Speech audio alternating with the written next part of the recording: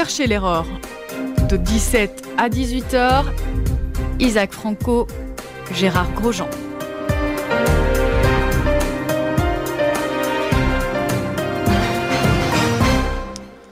Bonsoir chers auditeurs de Judaïka. Isaac Franco et Gérard Grosjean sont heureux de vous retrouver. Bonsoir Isaac. Bonsoir Gérard, bonsoir tout le monde. Pour chercher l'erreur, et croyez-nous, il y en a beaucoup.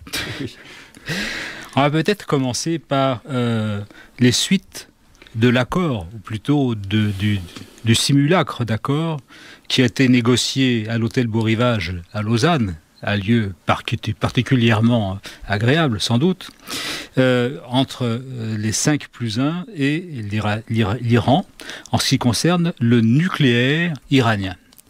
C'est ce semblant d'accord qui a abouti après de longues tractations, après des prolongations, même faisant déborder les limites de temps imposées dès le départ, aboutit à un texte que l'on ne connaît pas, qui n'est pas formalisé, qui est présenté de manière différente par les différents partenaires, enfin différents interlocuteurs, et qui ne peut que susciter l'angoisse, ne peut que susciter l'incompréhension. Et si certains veulent croire qu'Israël est le seul fou à ne pas comprendre ce que cela veut dire, notamment en termes de danger pour l'avenir, il faut peut-être s'y arrêter un instant et voir un petit peu quelles sont les concessions jugées irresponsables par Benjamin Netanyahou, faites par l'Occident à l'Iran des mollahs. Voilà, on va peut-être rentrer maintenant un peu plus dans le détail et avec l'aide d'Isaac. Oui, on s'est quitté, c'était la veille, si mes souvenirs sont bons, la veille de la déclaration dans le Jardin des Roses par le président américain qu'un accord historique, ce sont les mots du président américain, avait été trouvé avec les Iraniens. Et c'était un jour après, ou 2 jours après, c'était le 2 avril. C'est dommage, si c'était le 1er avril, on aurait pu croire que c'était un poisson, un mauvais poisson d'ailleurs, un poisson pourri. Mais c'était le 2 avril, soit 48 heures après la fin des négociations pour produire cet accord cadre qui devait précéder un accord plus complet fixé toujours pour le 30 juin. Et le Congrès des États-Unis avait été très clair. En l'absence d'accord cadre le 31 mars, il n'est pas question de prolonger les négociations. En l'absence de production par l'administration américaine de quelque chose de convaincant, eh bien, le Congrès voterait de nouvelles résolutions, soit pour de nouvelles sanctions, soit pour intimer la Maison-Blanche d'en passer par un assentiment du Congrès avant de ratifier, pour accepter, cet accord.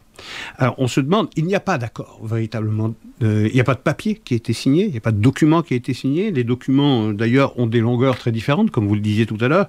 Il y a 213 mots dans la déclaration française. Il y en a à peu près 300 dans la déclaration iranienne, en farsi, et il y en a plus de 1300 dans la déclaration américaine. Donc l'anglais est moins précis que le farsi et que le français. Et on se rend compte à quel point, d'abord, les différentes interprétations sont nombreuses, ce qui prouve qu'on n'a pas de texte commun, puisqu'on ne peut pas avoir un texte qui est 4 fois plus long donc, dans une langue plutôt que dans une autre. Mais surtout, c'est qu'on se rend compte que les Américains avaient besoin de quelque chose qu'ils pouvaient présenter comme un accord pour pouvoir dire au Congrès, voilà, nous avons respecté l'engagement qu'à la fin mars, disons 2 avril, fin mars, nous avons quelque chose, nous avons cet accord cadre qui nous permet d'aller jusqu'au 30 juin.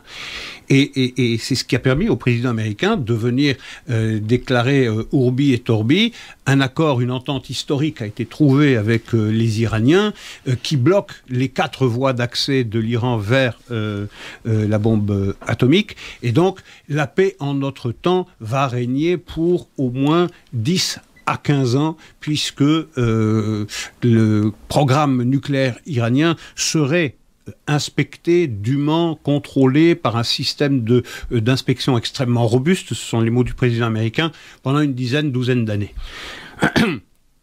Bien, il se trouve que depuis le 2 avril, nous sommes le 13, depuis 11 jours, il ne s'écoule pas de jours sans que l'un des participants à ce raout suisse, vaudois, ne vienne déclarer quelque chose en contravention avec ce que l'autre déclare. Ainsi, on a entendu Khamenei, qui a le fin mot, le mot final sur la position iranienne, déclarer que du jour où l'Iran appose sa signature sur l'accord qui devrait peut-être intervenir au 30 juin, eh bien ce jour-là même, instantanément, les sanctions devront toutes être levées, instantanément. Les Américains disent le contraire, non, ça va se passer graduellement. Même chose pour l'aveu que doivent faire les autorités iraniennes sur le passé concernant leurs recherches en dimension possiblement militaire dans leur programme nucléaire. Les Iraniens disent pas question, ça ne fait pas du tout partie de nos engagements. D'ailleurs, nous nous sommes engagés à rien.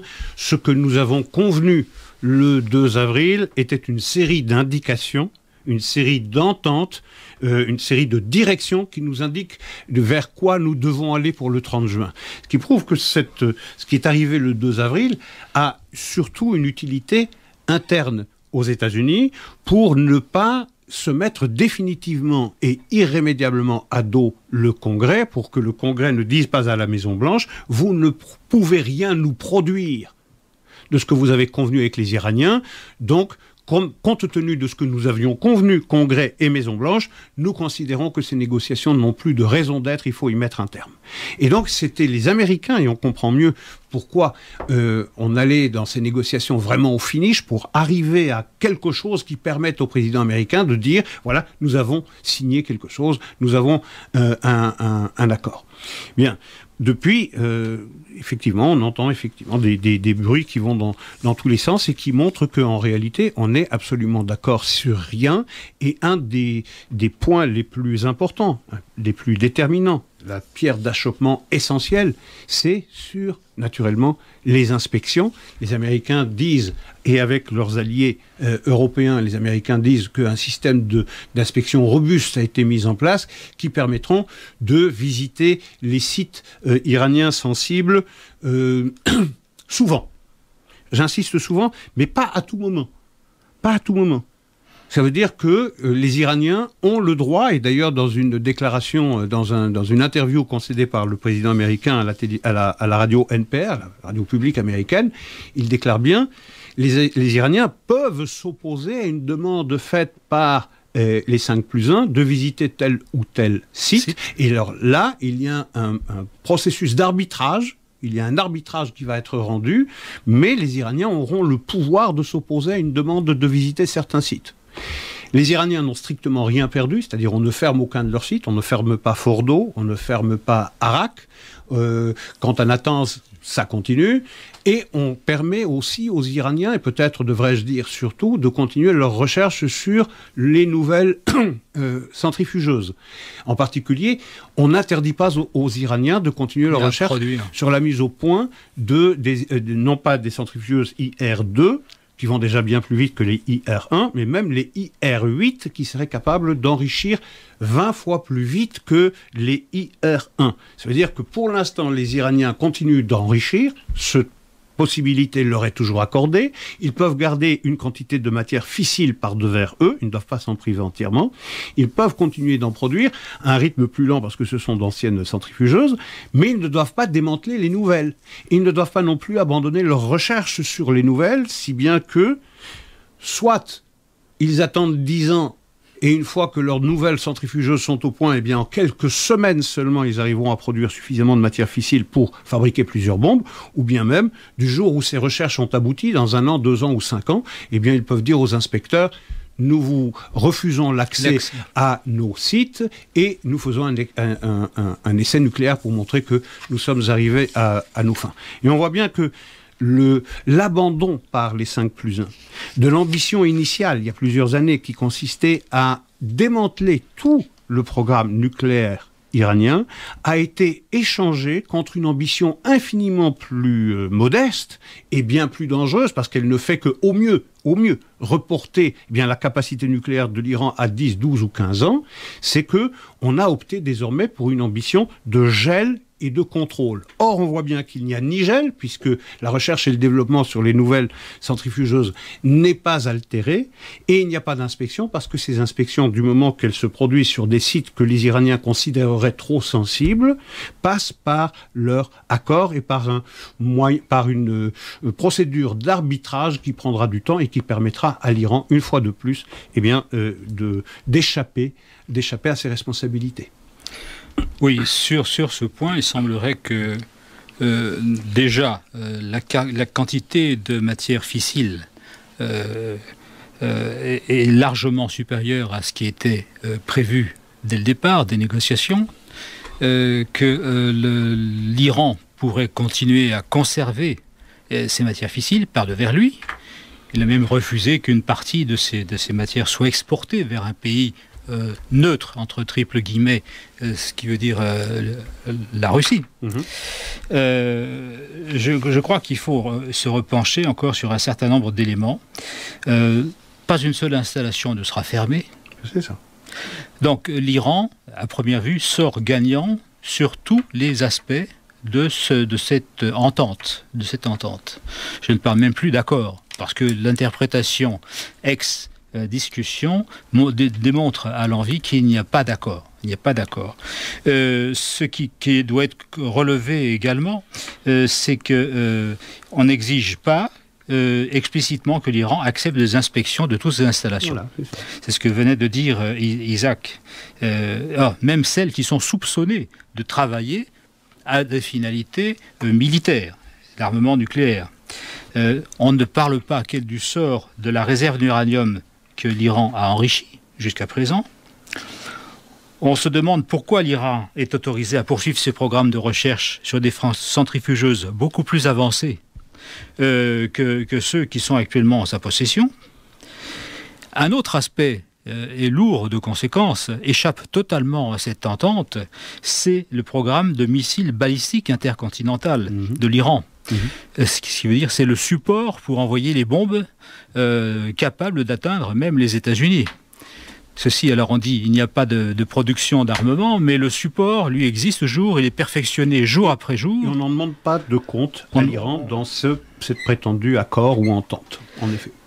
Autre je dirais, blanc dans cette entente, c'est qu'on ne prévoit pas, en cas de violation de l'accord, de cette entente, quelle sera l'efficacité réelle du mécanisme de rétablissement des sanctions.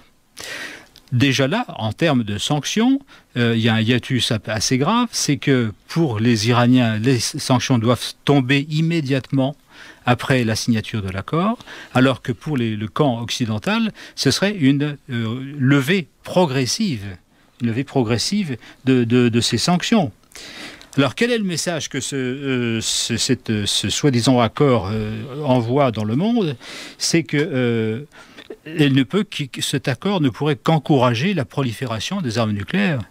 À la porte de cet accord, il y a un certain nombre d'États, de nations, qui veulent aussi se doter d'un armement nucléaire. Et qui se disent, puisque l'Iran a pu obtenir à un coût quasiment nul de pouvoir se doter de matériel fissile, de ne pas vérifier ses réserves, de ne pas vérifier les conditions de missiles balistiques, pourquoi pas nous?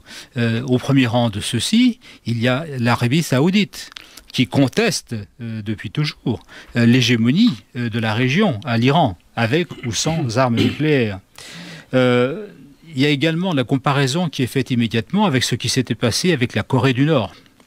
Avec la Corée du Nord, pourquoi, dans le cas de la Corée du Nord, il n'y a pas eu de suite non plus, et que dès que les lignes rouges étaient franchies, les États-Unis n'ont pas mis en œuvre les sanctions autres que celles qui étaient prévues, mais sanctions, je dirais sanctions commerciales, et non pas de sanctions militaires. Et ni démantèlement, bien sûr. Ce qui fait que désormais, malgré l'existence d'un traité dit de non-prolifération nucléaire, on aboutit à une prolifération rampante, prolifération qui va se développer dans les semaines, dans les mois qui vont venir, et avec l'argument ultime utilisé par les pays comme l'Iran ou d'autres, ils veulent se doter en disant mais Israël détient bien l'arme nucléaire et personne ne fait rien, personne ne dit rien, avec la requête de pays arabes principalement, de l'autorité palestinienne, voulant imposer également à Israël des limites, des contrôles. Voilà, donc jusqu'à ce jour, le bénéfice net de l'opération se solde par un triple zéro. Ah, un triple zéro pour les 5+1. Pour les 5+1. Mais un 10 sur 10 pour les Iraniens. 10 sur 10, oui. Eux, ils sont arrivés à leur fin. Ils ont atteint tous leurs objectifs, c'est-à-dire de garder intacte leur infrastructure. Rien ne sera démantelé. Tout, au mieux pour les 5+1, au pire pour les Iraniens, tout n'est retardé que de 10 ans.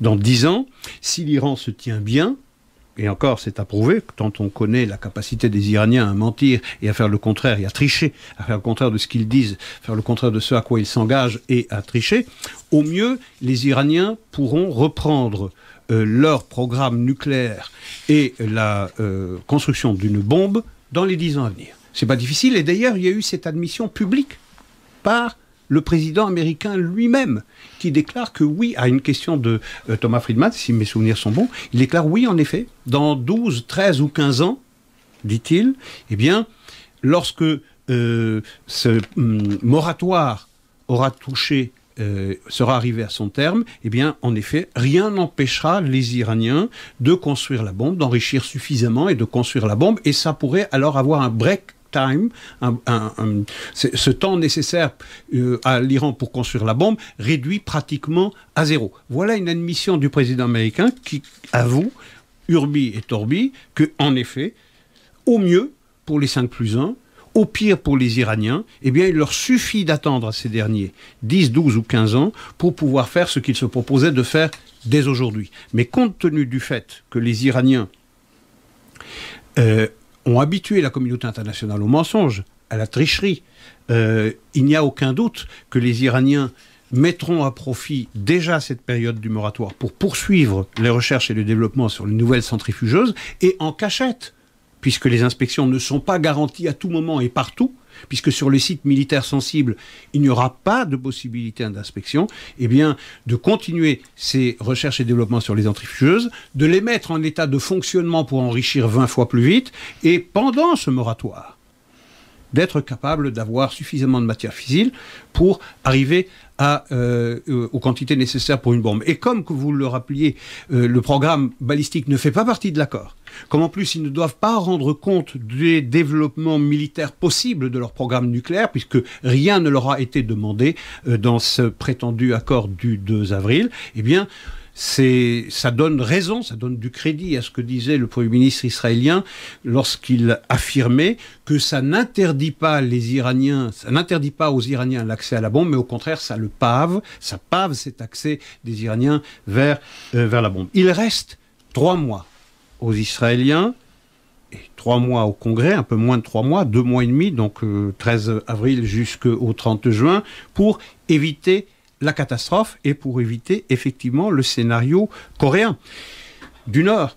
Écoutez, et c'est troublant parce que j'ai fait des recherches, j'ai relu les discours du président Clinton en 1994, lorsqu'il se félicite exactement dans les mêmes termes que le président actuel Barack Hussein Obama des avancées dans les négociations avec les Nord-Coréens pour l'abandon, le prétendu abandon des Coréens de leur programme nucléaire à défense militaire. Ça s'exprime exactement de la même manière, et la communauté internationale s'est auto-illusionnée, elle s'est menti à elle-même, et quelques années après ces belles assurances fournies par la Corée du Nord à la communauté internationale, eh bien la Corée du Nord faisait son premier essai nucléaire et montrait au monde qu'elle avait la bombe. On n'a pas pu s'en empêcher, on n'a pas pu l'en empêcher. On se trouve devant 2 scénarios seulement possibles. Soit le scénario libyen, c'est-à-dire faire peser sur l'autocrate en place, eh bien, toutes les pressions du monde pour qu'il renonce à ce programme nucléaire. Ça avait fonctionné avec la Libye. Ou bien le scénario nord-coréen. On se trouve avec l'Iran exactement dans ce scénario. On est en train de parcourir exactement le même chemin. L'histoire, décidément, n'entend rien, n'apprend rien. On se contente aujourd'hui. On sait, tout le monde sait aujourd'hui qu'au mieux, l'Iran sera une puissance nucléaire dans 10 à 15 ans au plus. Mais on sait déjà, dès aujourd'hui, que l'Iran est un État du seuil. Et on l'a accepté. Et on n'a rien demandé à l'Iran quant à son comportement à l'égard de ses voisins. La manière dont il sponsorise le terrorisme, la manière dont il étend son influence hégémonique à peu près partout, depuis ses frontières occidentales jusqu'à la mer Méditerranée, en passant et jusqu'à la mer Rouge avec le Yémen. On ne leur a strictement rien demandé. Et on a même permis, les 5+1 auront permis, et c'est là que l'histoire bégaye, c'est là qu'elle balbutie de façon absolument détestable. C'est qu'on a même permis, on a même donné cette légitimité de puissance du seuil nucléaire à un État, à une puissance, qui, de la même manière qu'on concédait bien tous les caprices à Hitler en lui abandonnant les Sudètes et en sacrifiant la Tchécoslovaquie, aujourd'hui, on a négocié, et on a continué de négocier avec un pays qui faisait ce qu'il faisait partout dans la région où il étend son influence, mais qui disait que la destruction de l'État juif n'est pas négociable.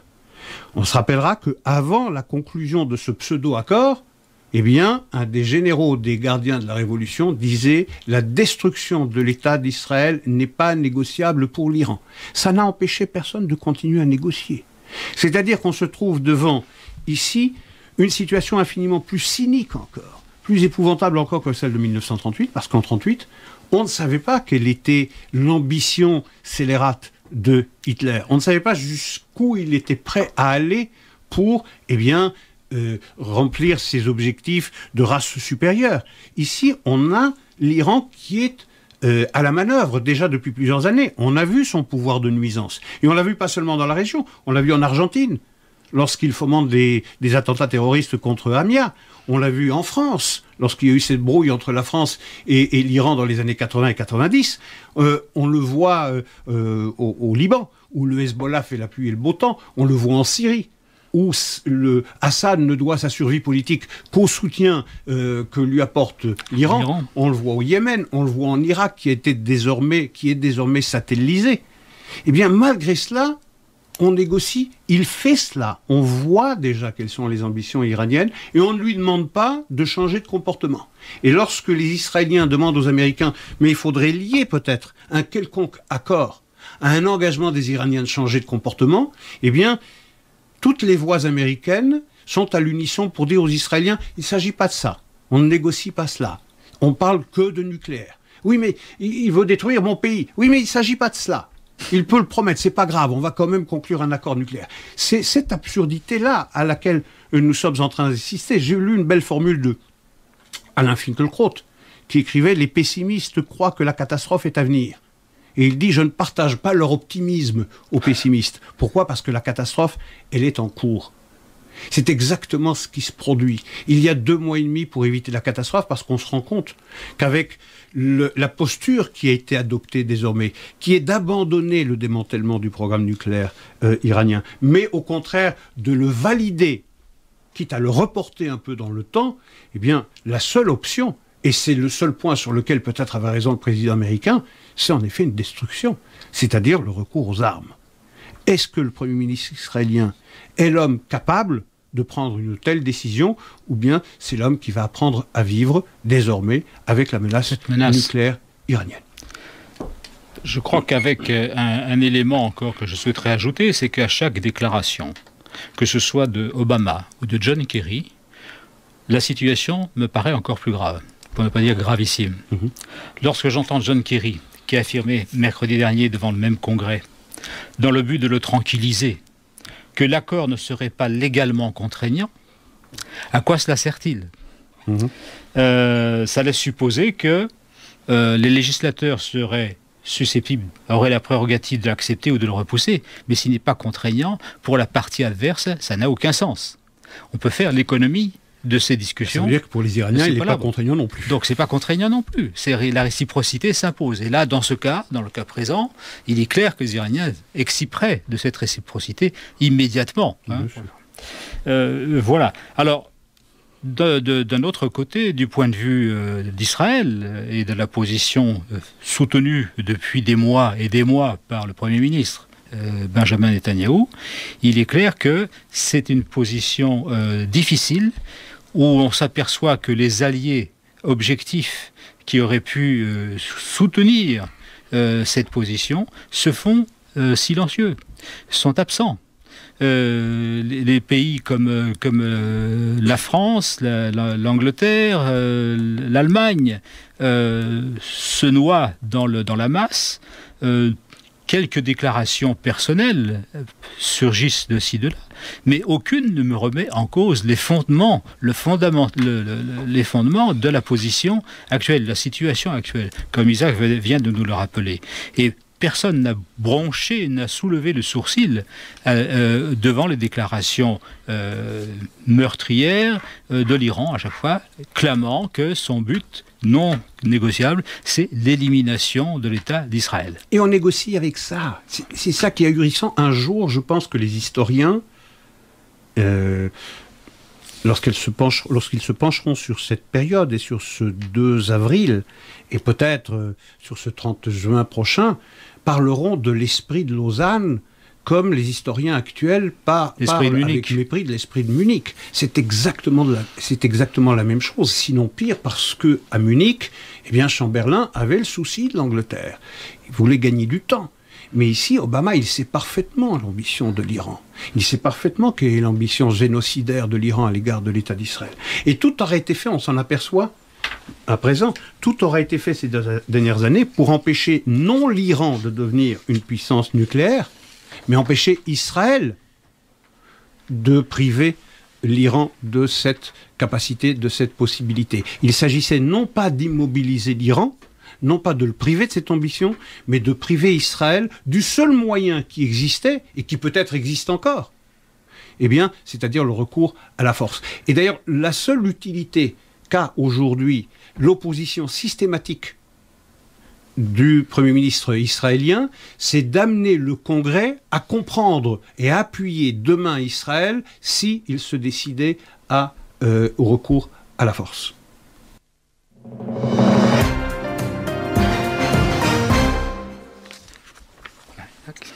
Oui, je pense que sur le dossier nucléaire iranien, on a dit tout ce qu'il était possible d'en dire. C'est-à-dire, d'abord, d'émettre de sérieux doutes quant au fait qu'un véritable accord ait été trouvé, un accord cadre, ait été trouvé le 2 avril, tant les interprétations sont différentes et sont exclusives les unes des autres. On ne voit pas très bien quelle est la base commune qui existe entre les déclarations de John Kerry et d'Obama d'une part, par exemple, et celles de Rouhani et de Khamenei de l'autre. Donc, en réalité, on se retrouve dans la même posture, dans la même logique de négociation à outrance dans laquelle on se trouvait avant le 2 avril, et cela va durer ainsi jusqu'au 30 juin. La question aujourd'hui est ouverte de savoir, et c'est probablement la question centrale, la question est de savoir quelle est la capacité du Congrès d'empêcher la Maison-Blanche d'aller au bout de ses ambitions et de donner à l'Iran cette capacité nucléaire qui achèverait de sanctuariser ce régime et qui assoirait encore plus ses ambitions hégémoniques dans la région. Bien, on va peut-être passer à un autre sujet épineux et brûlant. Je vais parler du camp palestinien Yarmouk, en Syrie. Ce camp de réfugiés palestiniens qui a été créé en 1954 par les autorités syriennes, qui en ont gardé l'administration également, mais qui a connu un développement urbain notoire. Et comme d'habitude, la population palestinienne qui est venue dans cet endroit est venue avec armes et bagages. Ce qui a compliqué quelque peu les relations avec la population syrienne, mais jusqu'à présent, les réfugiés palestiniens ont toujours armes et bagages. J'insiste sur le mot armes, parce que les bagages importent peu. Aujourd'hui, ce camp s'étend sur 2 km², et c'est un dédale de bâtiments de 3 à 4 étages. Avant 2011, sur une population totale de 250 000 personnes, le camp hébergeait environ 150 000 réfugiés palestiniens. Vous voyez l'importance.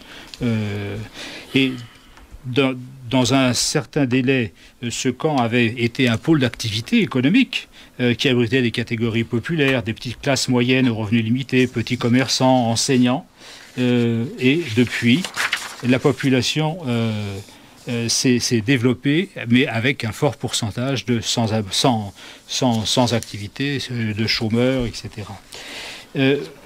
Pour contrôler la situation à l'intérieur du camp, le régime syrien s'appuyait sur le FPLP, de sinistre mémoire, le commandement Front de Populaire Libération Populaire, commandement général, commandé par un certain Ahmad Jibril. Vous voyez, c'est les plus sombres heures du terrorisme à l'époque. Et les Palestiniens étaient considérés comme un ennemi de l'intérieur, ce qui avait provoqué la méfiance justement des Syriens. Mais la rupture était déjà consacrée au niveau politique entre le Hamas et le régime syrien. Ce qui fait que ce camp de Palestiniens a été laissé plus ou moins à l'abandon économique et qu'un certain nombre d'entre eux ont fui, se sont enfuis.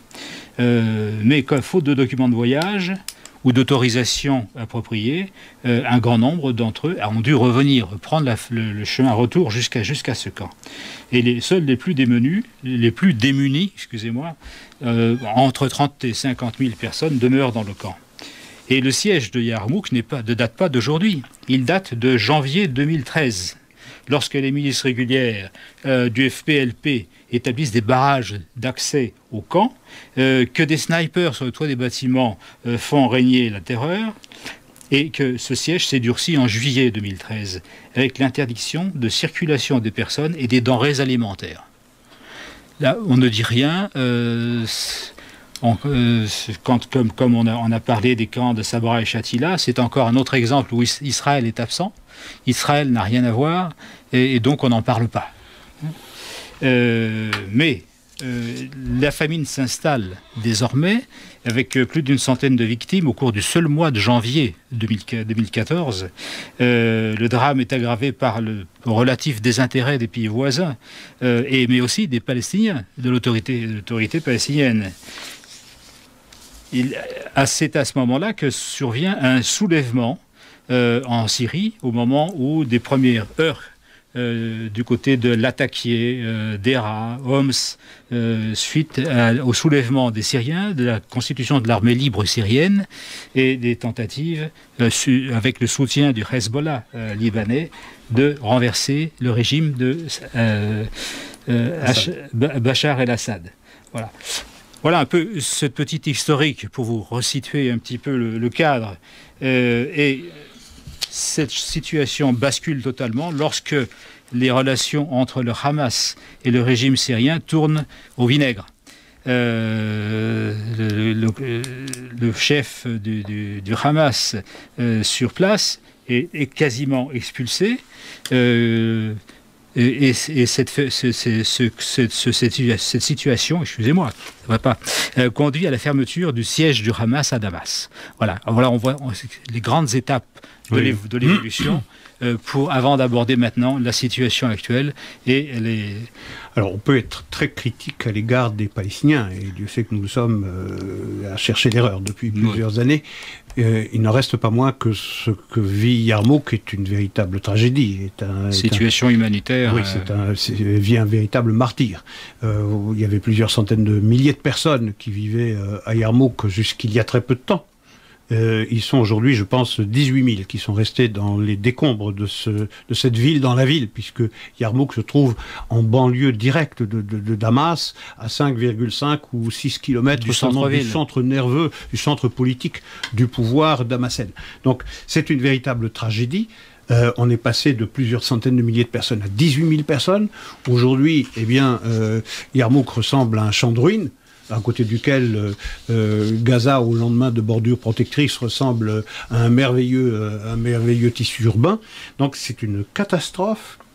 Déjà en 2012, c'était Assad qui tirait sur ce camp de Yarmouk au canon. Aujourd'hui, c'est l'État islamique qui a envahi à peu près 90% de ce camp, qui a décapité un grand nombre de Palestiniens et qui fait régner une terreur sans nom dans ce camp où règne une terreur absolue et un désespoir absolu. Ce qui est frappant dans cette affaire-là, Alors les affaires sont très compliquées parce qu'aujourd'hui les Palestiniens sont aux côtés des Syriens pour essayer de bouter l'État islamique dehors, alors qu'il y a seulement quelques temps, eh bien les Syriens tapaient sur les Palestiniens. Tout ça est très très compliqué, comme tout ce qui se passe en Orient. Mais ce qui nous frappe à nous occidentaux, c'est que c'est la capacité de mobilisation de l'Occident, de l'Europe et des États-Unis lorsque Israël est dans le tableau. On l'a vu la dernière fois au mois de juillet et de août, lorsqu'il y a eu l'opération Bordure Protectrice pendant 50 jours, on a vu, eh bien, les journaux télévisés, et les journaux écrits aussi, la radio, ne parlaient que de cela. C'était une affaire intérieure, on ne parlait que de Gaza. On ne parlait que des réfugiés de Gaza, on ne parlait que du martyre de Gaza, on parlait de la cruauté des Israéliens. Et ici, où les Palestiniens se mesurent à la cruauté sans nom des miliciens de l'État islamique, pas un mot, pas une manifestation. Comme si cela se passait dans la plus grande indifférence, comme si cela ne touchait personne. Et on voit bien, cela révèle le cynisme. Ça révèle le cynisme des palestinolâtres qui ne sont proches du peuple palestinien que lorsque Israël se défend. Et que lorsque Israël n'est pas dans le tableau, eh bien, le sort de ces mêmes Palestiniens, ne suscite qu'indifférence et ennui. Passons à autre chose, c'est une affaire entre Arabes. Et on voit bien le côté trouble de cette adhésion à la cause palestinienne qui ressemble plus à une dénonciation d'Israël pour sa raison, pour son souci, sa prétention à se défendre, que en réalité une véritable adhésion au peuple palestinien. Ça, c'est une chose d'une cruauté, ce cynisme est d'une cruauté insupportable. On devrait avoir une mobilisation générale, et si on a une mobilisation que l'on a connue lorsque il s'agissait de défendre le Hamas, qui avait agressé Israël, à tout le moins, on devrait avoir une mobilisation égale lorsque on voit ces Palestiniens soumis à ce martyre de la part de l'État islamique. Rien, absolument rien. Passez à autre chose, il ne se passe rien. Même chose pour ce qui s'est passé au Kenya. Je veux dire, il y a quelques jours seulement, à Garissa, c'est-à-dire pas très loin de la frontière somalienne, on a exterminé, exécuté, sans autre forme de procès, 147 ou 150 étudiants que l'on a sélectionnés au préalable, c'est-à-dire que tous ceux qui étaient capables de montrer, de prouver par une prière, la shahada, qu'ils étaient musulmans, ont pu quitter les lieux de l'abattoir, mais ceux qui ne le pouvaient pas ont été exterminés. Eh bien, on entend dans les communiqués, qu'il s'agisse du président de la République, François Hollande, ou bien du président américain, une totale absence de la confession de ces suppliciés. On ne dira jamais, vous ne pourrez pas le lire, que ces 147 suppliciés à Garissa étaient tous chrétiens, et assassinés parce que chrétiens. Il y a une personne, en tout cas, qui ne s'y est pas trompée. C'est à Pâques, lorsque François, le pape, a déclaré qu'il fallait que cette chasse aux chrétiens, ce martyre que subissent les populations chrétiennes d'Orient, cesse, qui a eu le courage de nommer les victimes, de dire pourquoi elles sont victimes et de dire qui était leur bourreau. À côté de ça, silence radio, il est interdit de rapporter que circuler, il n'y a rien à voir. Circuler, il n'y a rien à voir, que ces milices Chebab ne s'en sont pas pris à des étudiants, mais s'en sont pris à des étudiants parce que non musulmans. Voilà, non musulmans. Et ça, il faut le souligner. Et ça ne suscite pas plus d'indignation non plus. De toute cette culture occidentale qui a été préparée à l'indignation par des faux maîtres comme Stéphane Hessel, eh bien, on se rend compte qu'ils ne sont indignés que lorsque certaines personnes sont victimes, mais pas d'autres. Qu'il est normal qu'on massacre des chrétiens, que c'est leur sort, que ça va dans le sens de l'histoire, qu'en réalité tout l'Orient, tout le Proche et Moyen-Orient se vide de ces populations chrétiennes et que les chrétiens ne soufflent mot, ne disent rien, ne s'insurgent pas. C'est normal. Il faut presque excuser leur bourreau parce qu'en réalité, la présence de ces chrétiens les insulte. C'est insupportable, ce silence. C'est insupportable, cette indignation sélective. Et on remarquera la réaction épidermique de la Turquie lorsque ce même pape François a un mot pour condamner, pour dire le massacre des Arméniens, le génocide arménien. Il a utilisé le mot, et c'est une première. C'est une première, évidemment. Le génocide arménien. On se rappelle que ce génocide a commencé en 1915, il s'est poursuivi en 1916, et qu'il a eu raison de 1 500 000 Arméniens chrétiens. On en est à la commémoration du centenaire de ce génocide, et on a vu la Turquie réagir comme un seul homme et demander des comptes au nonce apostolique, c'est-à-dire à l'ambassadeur du Vatican à Ankara, sur cette déclaration, sur l'utilisation de ce mot génocide par le Saint-Père. Oui, à ce propos, il n'est peut-être pas inutile de rappeler que même chez nous, ici, en Belgique, la commémoration du génocide arménien s'est toujours opposée à un refus brutal des autorités communales, fédérales, parce que il ne fallait pas heurter la sensibilité des Turcs. Nous avons pourtant des lois ici qui ont reconnu le caractère génocidaire des massacres entrepris par l'Empire ottoman contre les Arméniens, et en plus de ça, la négation de ce génocide, elle est justiciable également. C'est la même chose en France d'ailleurs. Oui. Mais je crois que maintenant, c'est dans les esprits qu'il faut peut-être agir, et non plus au niveau légal et réglementaire. Voilà. Une fois que nous avons abordé ce point, je voudrais peut-être revenir sur un autre aspect de l'actualité. Je voulais parler de la rencontre Obama-Castro. Oui. Qui me semble être un tournant quand même dans la politique étrangère historique.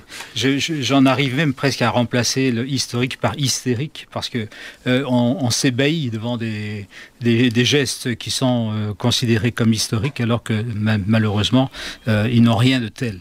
Et dans cette rencontre Obama-Castro, nous avons vu Obama serrer la main chaleureusement de Raúl Castro, et plus chaleureusement que ce qu'il n'avait visité Benjamin Netanyahou, pour ce qu'il avait évité carrément dans ses visites, en interdit de visite à Washington.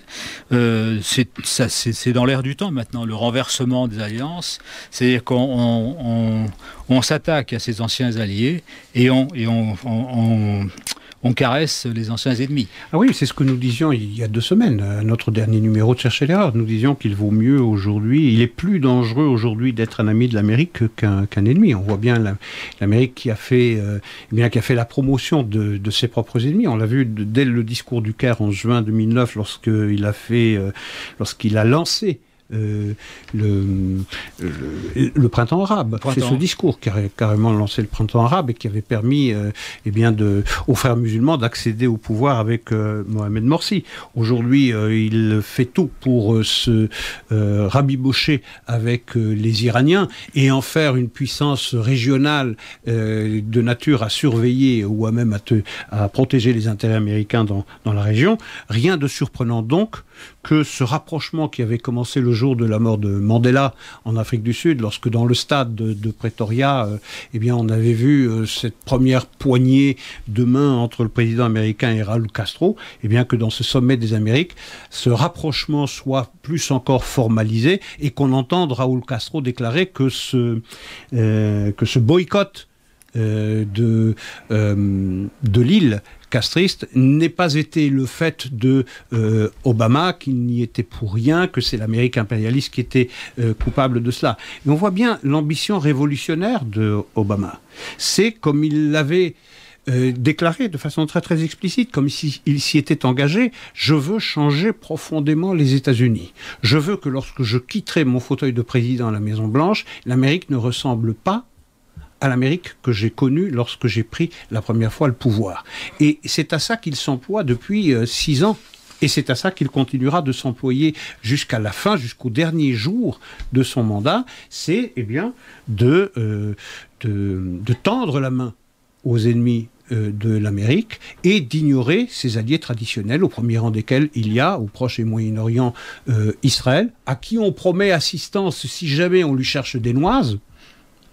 Mais on voit bien quelle est la qualité de cet engagement de solidarité à l'égard d'Israël lorsqu'on voit la communauté internationale, lorsqu'on voit l'Occident judéo-chrétien rester l'arme au pied et la bouche littéralement cousue lorsqu'on s'en prend à des centaines de milliers de chrétiens. Ça ne vaut strictement rien. Alors faisons peut-être un peu de politique fiction aujourd'hui, où nous avons appris que Hillary Clinton, oui, ex-première dame des États-Unis, ex-secrétaire d'État du gouvernement Obama, a déclaré son intention de concourir pour les élections primaires en vue des élections prochaines, l'année prochaine, pour obtenir le titre de président à la présidence des États-Unis. Oui.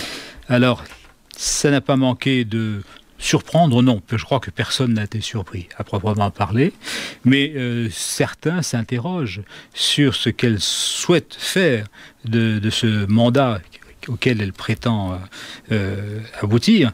Et est-ce que, d'un point de vue très logique et très normal comme d'habitude, en Israël, je veux dire, on se pose toujours la question, est-ce que c'est bon pour les Juifs? Est-ce que c'est bon pour Israël? Alors, elle a un passé, elle a eu des déclarations qui laissent penser qu'elle est une amie d'Israël et qu'elle entend Israël, qu'elle comprend Israël. Et peut-être même, certains vont jusqu'à dire qu'elle comprend mieux Israël que son propre mari, qui avait une bienveillance naturelle pendant ses 8 ans de 92 à 2000. Elle a eu aussi des mots extrêmement durs à l'égard d'Israël lorsqu'elle était secrétaire d'État. En tant que secrétaire d'État. Absolument, lorsqu'elle était, et ça, on le lui rappellera pendant toute la campagne électorale qui s'annonce, si elle est investie par son propre parti, parce que même si les sondages la donnent légèrement favorite chez les démocrates, rien n'est certain encore qu'elle sera investie comme la candidate du Parti démocrate face aux candidats républicains à venir.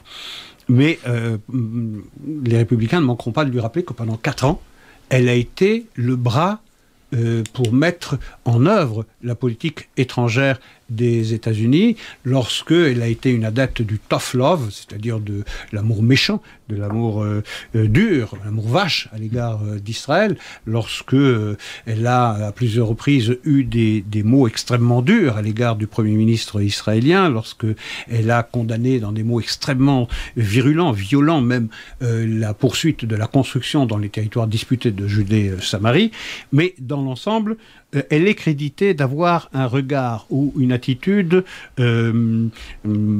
relativement bienveillante à l'égard d'Israël. Elle a de bons contacts avec les autorités des communautés juives aux États-Unis. Et donc, il semblerait qu'elle ne poursuivrait pas, si elle devenait un jour présidente des États-Unis, ce qui serait une première, après un noir, ce serait la première fois une femme. Un nouveau gadget. Voilà.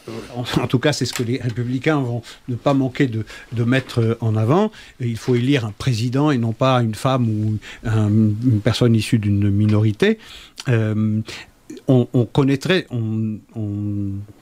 de toutes les façons, me semble-t-il, une rupture avec l'ambition révolutionnaire de Obama. C'est-à-dire que même si c'est un représentant démocrate qui investit la Maison-Blanche à partir de 2016, eh bien ce sera une sorte de retour à la normale lorsque le Parti démocrate, avant Obama, avait en charge les affaires de la nation.